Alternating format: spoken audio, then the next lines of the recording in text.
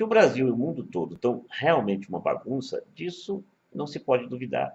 A questão é saber se todo mundo está percebendo isso. E é lógico que nem todo mundo percebe. E há também os que fingem não perceber. Vamos começar pelo mundo.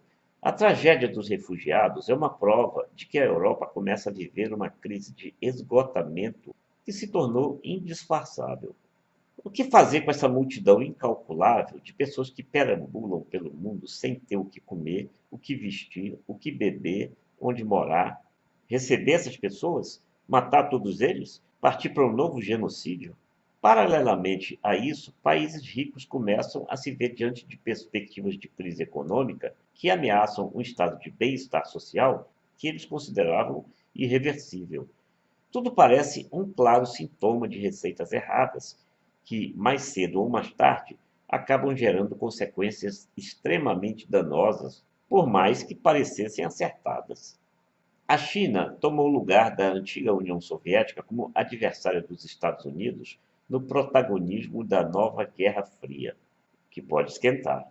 Ambos dividem grandes blocos de adversários e de aliados, de um lado e de outro, evidentemente, e existe um terceiro bloco que considera que nenhum dos dois imperialistas presta. Eu digo com sinceridade que concordo com esse terceiro bloco e daqui a pouco vocês vão entender por quê. Muitos vão dizer que a culpa do que acontece no mundo é da esquerda ou do comunismo, e do lado oposto vão dizer que a direita é culpada e que o capitalismo gera crises, destruição, guerra e mortes. Desta vez, eu pertenço a um reduzido grupo que considera que o problema está exatamente aí, na ideologização, que parece ter se tornado um vício incurável e que, na minha modesta avaliação, é exatamente a causa de tudo que está acontecendo. Veja o que está ocorrendo com esse novo governo eleito. Ele fez o tempo todo campanha contra o que seria a ideologia de esquerda do PT e agora deixa claro que essa ideologização vai continuar, só que no sentido oposto, como aliás a gente já falou em outros vídeos. Mas vale a pena falar algumas coisas a mais. Eu vou repetir sempre e incansavelmente: os extremismos são iguais e produzem uma coisa chamada burrice. E no meio disso tudo, querem que você caia nessa, que se transforme num burro também, e começam a disputar que você pertença a algum dos dois grupos. Mas não caia nessa.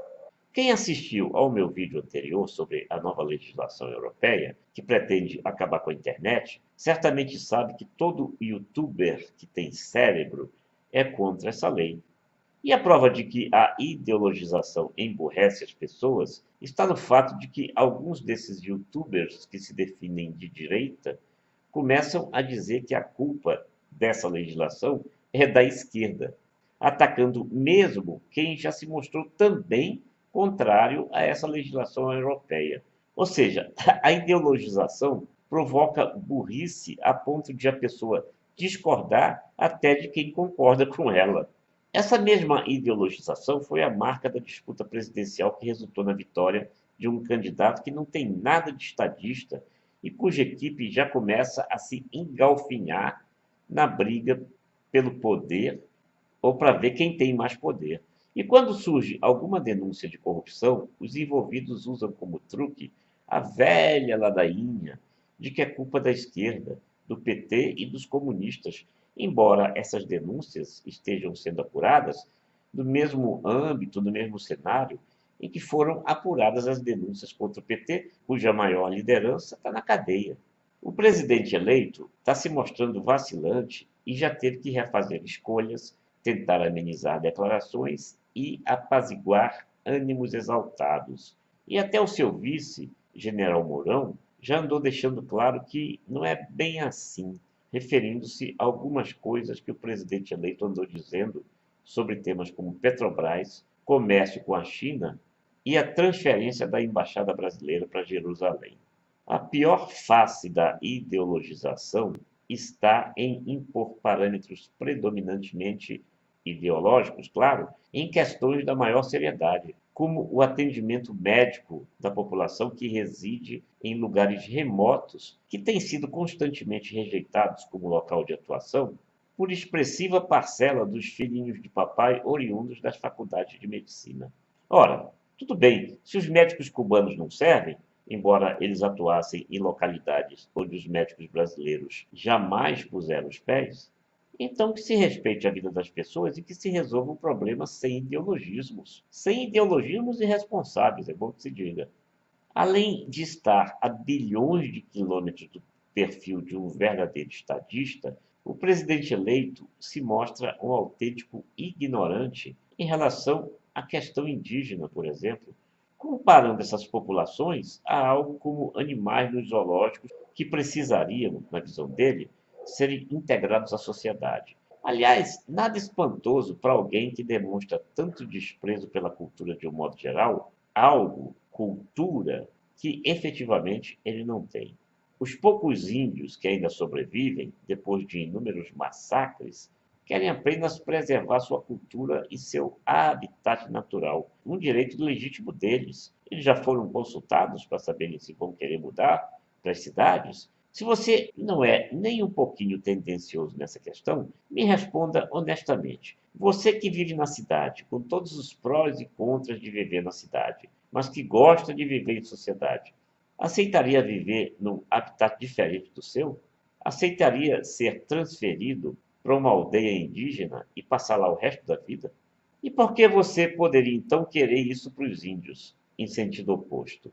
Obviamente, por trás dessa campanha ignorante contra os índios está a ambição de gigantescos grileiros pelas terras indígenas de grande extensão, mas certamente ainda mais reduzidas do que os latifúndios improdutivos que se encontram secularmente nas mãos de privilegiados.